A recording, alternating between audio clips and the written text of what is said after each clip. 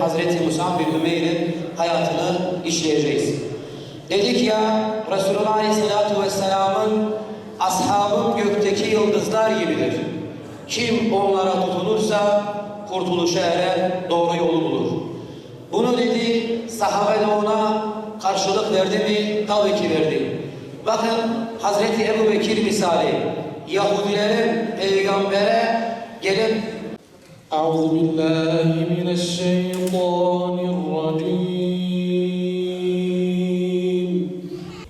بسم الله الرحمن الرحيم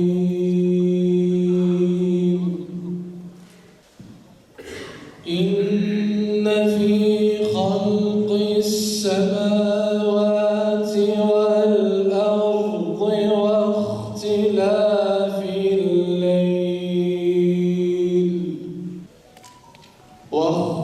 واختلاف الليل والنهار لآيات لأولي الألباب حياة أصحاب بدردو كده قالوا جانوان فربونه مده خينا مصعب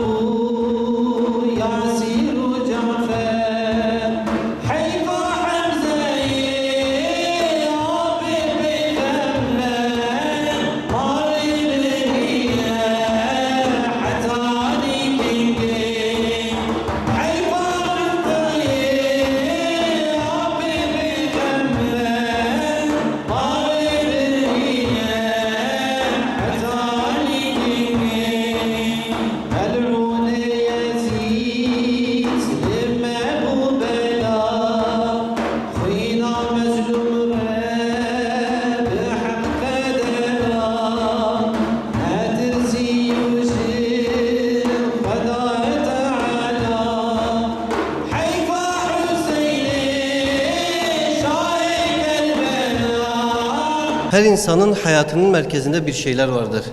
Kimisinin kadın, kimisinin para, kimisinin dünyalık, kimisinin de elde etmeye çalıştığı makam ve mevki. Onların tamamıyla temel gayeleri bunları elde etmek içindir. Bütün amaçları ulaşmak istedikleri bu makam, elde etmeye çalıştıkları bu mevki içindir. Ama öyleleri vardır ki onların tek gayesi Rablerini razı etmek, o doğrultuda çalışmak, Allah Azze ve Celle'nin dinini biraz daha ileriye taşıyabilmek için bir mücadele etmektir. İşte onların hayatının merkezinde tamamıyla İslam vardır. Kimdir bunlar? Bugün inşallah birazdan bahsedeceğimiz Mus'ab bin Ümeyr ve onunla beraber aziz İslam davası için mücadele etmiş ashab-ı güzindir. Allah Azze ve Celle bizleri onların yolundan ayırmasın inşallah. Bizler ashabı iyi anlamalıyız. Allah Resulü Aleyhisselatü Vesselam bizlere onlardan bahsederken diyor ki onlar gökyüzündeki yıldızlar gibidir. Onlardan hangisine tutunursanız Allah'ın izniyle yolunuzu şaşırmazsınız. İşte bizler inşallah ashabı iyi anlamalı, iyi aktarmalı. İnşallah onların hayatını kendi hayatımızda inşallah öyle en güzel bir şekilde uygulayabilmeliyiz. Bakın bizler ashabın hayatına baktığımızda onlardaki dert ve endişeyi gördüğümüzde bizler sahabeye bakıyoruz. Efendimiz Aleyhisselatü Vesselam'dan sonra sahabe 2300 kilometrelik mesafeyi ta Medine'den Diyarbakır'a kadar gelip bunca sahabe bu toplumun ihyası için mücadele etmişler. Bunların endişesi neydi? 90 küsurat yaşında Medine'den İstanbul'un surlarına kadar giden Ebu Eyyub el-Ensari'nin endişesi neydi? Yine Efendimiz Aleyhisselatü Vesselam'ın bir işaretiyle ta yine Medine'den Çin'e kadar giden İbni Ebi Kebşe'nin endişesi neydi? Dedik ya onların tek endişesi Rablerini razı etmek, Allah'ın izniyle bu doğrultuda çalışabilmektir. Malum bugün İslam ümmetinin hali ortadadır. İçinde bulunduğumuz durum net bir şekilde ortadadır. Sesi ve nefesi kesilmiş bu İslam ümmetinin uyanması ancak Kur'an'a yönelmek, Efendimiz Aleyhisselatü Vesselam'ın sünnet-i seniyesine yönelmek ve ashabın adımlarını, ayak izlerini takip ederek gerçekleşecek. Ancak kurtuluşumuz bu şekilde gerçekleşir. Belki özlenen o izzetli günlerimize bizler bu şekilde dönebiliriz. Allah Azze ve Celle doğrulmayı bizlere nasip etsin. Küfrün karşısında bir Ali gibi, bir Hamza gibi, Allah'ın izniyle bir Mus'ab gibi durmayı bizlere nasip eylesin. Malumumuz abiler, İslam tarihi Allah Resulü Aleyhisselatü Vesselam'dan önceki kısımda insanlık kendi karanlığında kaybolmuş bir durumdaydı. Kendi karanlıklarında kaybolmuş, kendi evlatlarını diri diri gömmekten imtina etmeyen bir toplulukla karşı karşıyaydı Allah Resulü Aleyhisselam. Haram ve günahların aleni bir şekilde işlendiği, yapılan bütün günahların aslında onlar için utanılacak bir sebep değil de belki de bir methiye sebebiymiş gibi görüldüğü bir dönemdi. Allah Azze ve Celle kullarına rahmet ve merhametinden kaynaklı her dönemde olduğu gibi onlara kendi içlerinden bir peygamber gönderecek. Kendi içlerinden bir peygamber gönderecek. Kullar ne kadar asi gelse de Allah Azze ve Celle kulunun rahmeti ve merhameti adına onlara peygamberler gönderecek Rabbimiz. Mekke Allah Resulü Aleyhisselatü Vesselam'ın davetiyle neşvünema bulmaya başladığında, İslam artık Mekke sokaklarına yayılmaya başladığında Mekke'de bir genç var. Daha 24'ünde 25'inde varlıklı bir ailenin çocuğu. Bir yediğini bir daha bakın yediğini bir giydiğini bir daha giymeyen, yediği önünde yemediği arkasında olan bakın biri. Allah Azze ve Celle belki de bizlerin elde etmeye çalıştığı tamamıyla bütün çabamızın, bütün koşuşturmamızın birazcık dünya metaı elde etmek için değil midir? Mus'ab daha anadan doğduğu gün vakit bakın bu makama, bu varlığa kendisi sahiptir. Mus'ab sahiptir ama içinde bir boşluk vardır. Anlam veremediği boşluk. Ta ki arkadaşı Habbab tarafından bu din kendisine anlatılana kadar. Habbab tarafından Mus'ab'a bu din anlatılınca artık Mus'ab teslim olanlardan olacak. İman ile şereflenenlerden bakın biri olacak kendisi. Efendimiz Aleyhisselatü Vesselam'ın dizi dibine gidecek. Darul Erkam'da artık iman dairesine girenlerden biri olacaktır Mus'ab bin Ümeyr. Efendimiz Aleyhisselam'ın ona orada şu sözü var. Ey Mus'ab, imanını açıklama, imanını dile getirme diye Mus'ab bin Ümeyr'e bunu söyleyecek. Neden Peygamber Aleyhisselam Mus'ab'a ey Mus'ab imanını açıklama diyor? Çünkü o gün iman etmek demek kor ateşi elde tutmak demektir. O gün iman etmek demek eziyetleri, işkenceleri, belki de şehadeti göze almak demekti. Bundan kaynaklı Efendimiz Aleyhisselam ey Mus'ab imanını açıklama diyor. Sahabe bakın kendi durumunu açıklarken ne diyor? Diyor ki bizler 2 vakit 2 rekat namazı kılabilmek için Ebu Düb Vadisi'ne gidiyorduk. Böyle sıkıntılı, böyle meşakkatli bir dönem. Bu dini buraya getiren işte bu azizlerdi. Bu azizlerdi. Bu dava uğruna birçok sıkıntılar çektiler, eziyetler gördüler, en yakınlarını kaybettiler. Yeri geldi toprağın altını doldurdular, yeri geldi en kıymetlilerini hicrete gönderdiler. Ama yine de davalarından bakın hiçbir şekilde vazgeçmediler. Bundan kaynaklı peygamber diyordu ey Mus'ab imanını açıklama. Ama iman öyle bir şeydi ki iman sahibini değiştirir. İman sahibini dönüştürür. Mus'ab ailesine ne kadar da iman ettiğini açıklamamış olsa da ailesi kendisindeki değişimi fark edecek. Ahlakındaki, yaşayışındaki, konuşmasındaki bakın değişikliği ailesi fark edecek. İman bizleri dönüştürmeli. Tövbelerimiz bizleri dönüştürmeli, değiştirmeli. Tövbemizden önceki halimiz ve tövbemizden sonraki halimiz arasında koca bir fark olabilmeli. Hiçbir şey anlatmadan dahi karşıdan görüldüğümüzde bu mümindir. Yürüyüşüyle, ahlakıyla, yaşantısıyla bu mümindir denilebilmeli. sahabe Allah Resulü Aleyhisselam'a soruyor ya, ey Allah'ın Resulü, mümin kimdir? En hayırlımız kimdir? Diye Efendimiz Aleyhisselatü Vesselam'a sorduğunda Peygamber Aleyhisselam ne diyor? Mümin kendisine bakıldığında Allah'ın hatırlandığı kimsedir. İşte Mus'ab bakın hiçbir şeyi dile getirmedi. Hiçbir şey söylemedi. Ahlakıyla, yaşantısıyla, konuşmasındaki güzellik ile ailesi ondaki değişimi fark etti. Yakınları ondaki değişimi fark etti ve bakın kendisini takip ettiriyor annesi. Takip ediyor, bakıyor ki Darul Erkam'da Efendimiz Aleyhisselatü Vesselam'ın dizi dibinde olan ashabtan bir tanesidir, biridir. Annesinin birçok eziyetine bakın maruz kalacak. Ama Allah'ın izniyle ashabta öyle bir iman vardı ki onların imanı dağ gibiydi. Nice eziyetler, nice işkenceler onları bu dinden, bu davalarından bakın hiçbir şekilde döndürmedi. Mus'ab da kardeşleri gibi, arkadaşları gibi eziyetlere, sıkıntılara düçar olacak. Ama Allah'ın izniyle bu dava uğruna, bu din uğruna sebat edecekti. Artık eziyetler, işkenceler bakın dayanılmaz bir hal alınca Efendimiz Aleyhisselam ashabına diyecek, gidin artık. Habeşistan yolu sahabe için görülecek. Birinci ve ikinci, bakın Habeşistan hicretine katılacak Mus'ab bin Umeyr. Birinci ve ikinci Habeşistan hicretine katılacak. Ne kadar süre kaldığını çok bilmesek de bir süre sonra Peygamber Aleyhisselam'a özleminden ötürü kendisi geri dönecek.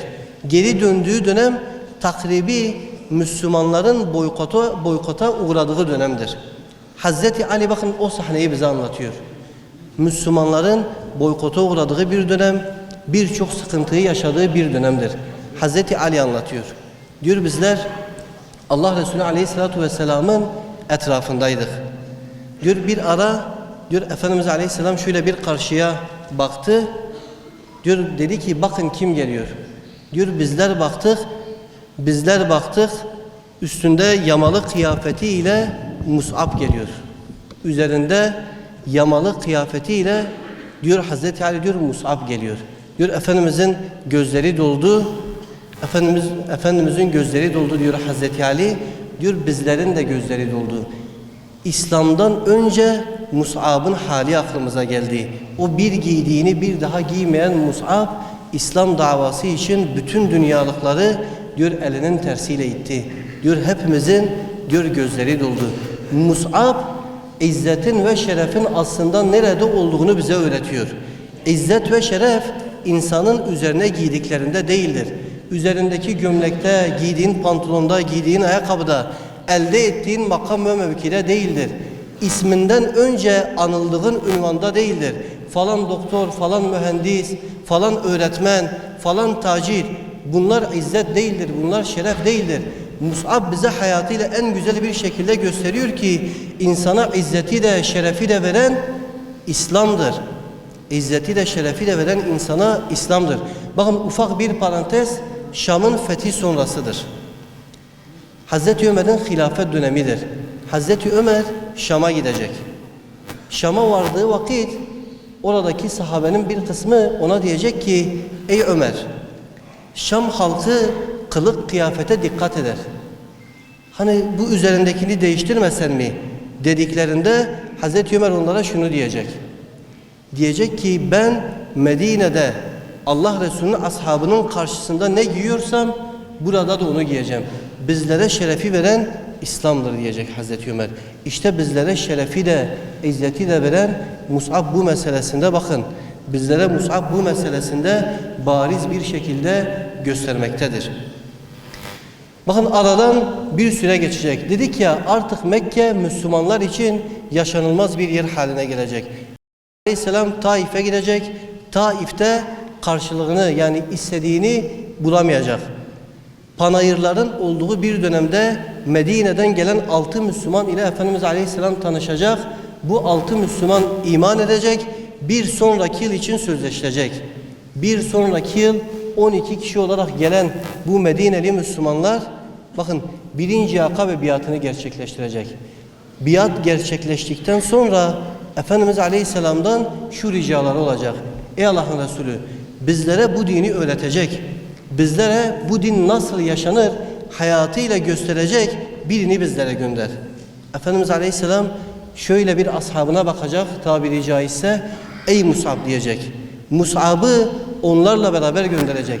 Bakın bizler Mus'ab'ın Medine'ye gidişini, peygamberin bir emri ile Medine'ye gidişini işte çok basit bir şekilde göremeyiz. İşte peygamber dedi, valizini hazırladı, biraz hazırlığını yaptı, Medine'ye gitti. Bizler bu şekilde bakamayız. Mus'ab Medine'ye giderken arkasında koca bir anı bıraktı. En yakınlarını, sevdiklerini bıraktı. Belki ticaretini bıraktı. En önemlisi de uğruna ölmeyi göze aldığı Allah Resulü Aleyhisselatü Vesselam'ı bıraktı. Niye? Peygamber işaret etti. Ey Mus'ab, senin bugünkü görevin nedir? Medine'deki Müslümanlara bu dini aktarmak. Bakın bu dini öğretmektir. Mus'ab hazırlığını yapacak. Bakın gidecek. Medine'ye gidecek. Tek başına Yesrib'i Medine'yi de Münevvere'ye dönüştürecek Allah'ın izniyle. Tek başınadır. İslam'ın girmediği Allah'ın izniyle bu davanın konuşulmadığı tek bir ev bırakmayacak. Bir sonraki yıl geldiğinde Efendimiz Aleyhisselam'ın yanına ey Allah'ın Resulü artık Medine hazırdır. Sahibini bekliyor diye. Efendimiz Aleyhisselam ashabıyla Medine'ye hicret etmeye başlayacak. Her bir sahabe tek tek Medine'ye hicret edecek. En son Efendimiz Aleyhisselam Hazreti Ebu Bekir'le Medine'ye hicret edecektir. Bakın hicretin 2. yılı.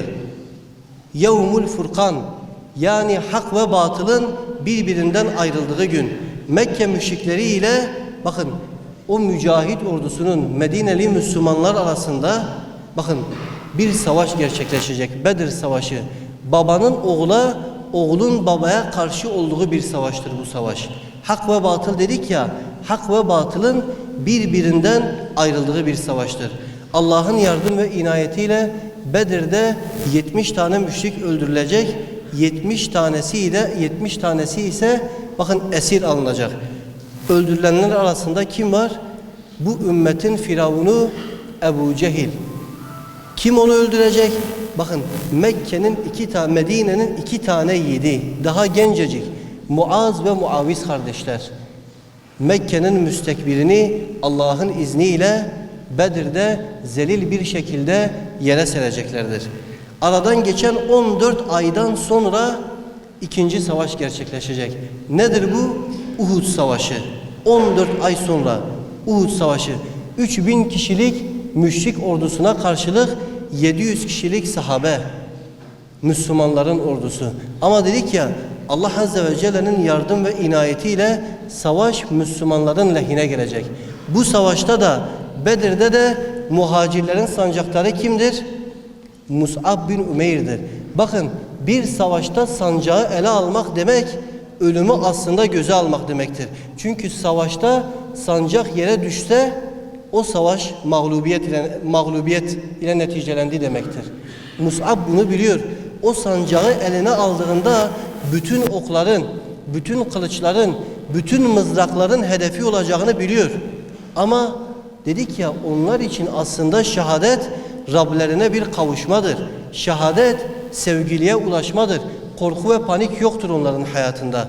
Ölüme dair bir endişe yoktur. Uhud'da da muhacirlerin sancağı bakın Mus'ab'ın elindedir. Savaşın durumu aslında hepimizin malumu olan bir durumdur. Nedir? Savaş ilk başta Müslümanların lehine gidecek. Okçular Tepesi'ndeki bir kısım sahabenin yerini terk etmesiyle savaş birden Müslümanların aleyhine dönecek. Efendimiz Aleyhisselatü Vesselam'ın yanında birkaç sahabeden başka bakın kimse kalmayacak.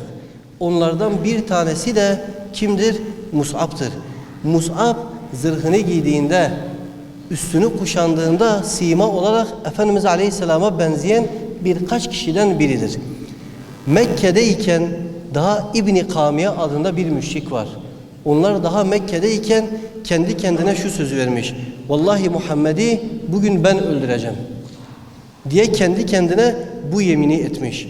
Savaş Müslümanların aleyhine giderken İbn-i Kamiye üzerindeki bindiği at ile Efendimiz Aleyhisselam'ın bulunduğu yere doğru gidiyor. O ara Mus'ab bin Ümeyr'i Efendimiz Aleyhisselatü Vesselam zannedecek. elindeki kılıç ile ilk darbeyi indirdiğinde bakın Mus'ab kolundan büyük bir yara alacak. Elindeki sancağı diğer eline alacak. İbn-i Kamiya tekrardan dönecek.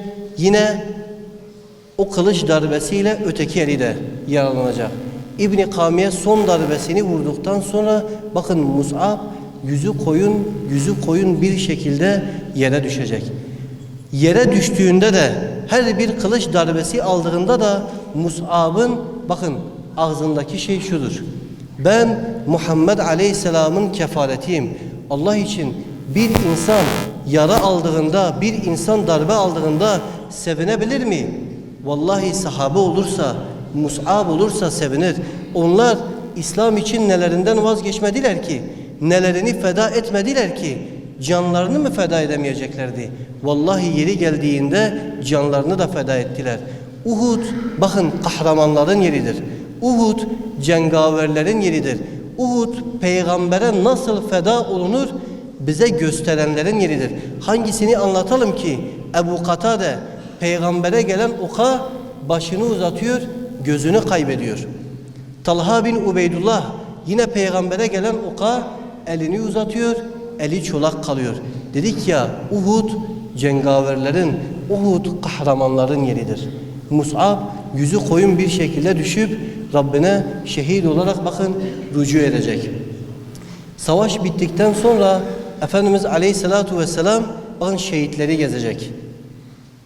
Mus'ab'ın naaşının yanına geldiğinde Efendimiz Aleyhisselatu Vesselam'ın ağzından şu ayet-i kerime dökülecek. Minel mu'minine ricalun sadaku ma ahadullah aleyh ve minhum men qada nahbehu ve minhum men yentazir ve ma beddelu tebdila. Müminlerde öyle erler vardır ki Allah'a verdikleri sözde durdular, şehit oldular. Kimisi ise sırasını beklemektedir. Evet, Allah Resulü Aleyhisselatü Vesselam'ın dediği gibi kalp hüzünlenir, göz yaşarır. Mus'ab'tan sonra kalpler hüzünlendi, gözler yaşardı ama bütün şehadet aşıklarının ağızlarında şu mısralar vardı. Ya Rab bizleri de kat bu kervana, kurban kabul et bu canı yoluna. Bir canımız vardır, o da fedadır, senin dinin olan İslam uğruna. Bakın Mus'ab'ın şehadeti sonrasıdır. Bununla bitirelim inşallah. Buhari'de geçen bir rivayettir. Abdurrahman İbni Af kendisi bakın niyetlidir. Mus'ab'ın şehadeti sonrasıdır.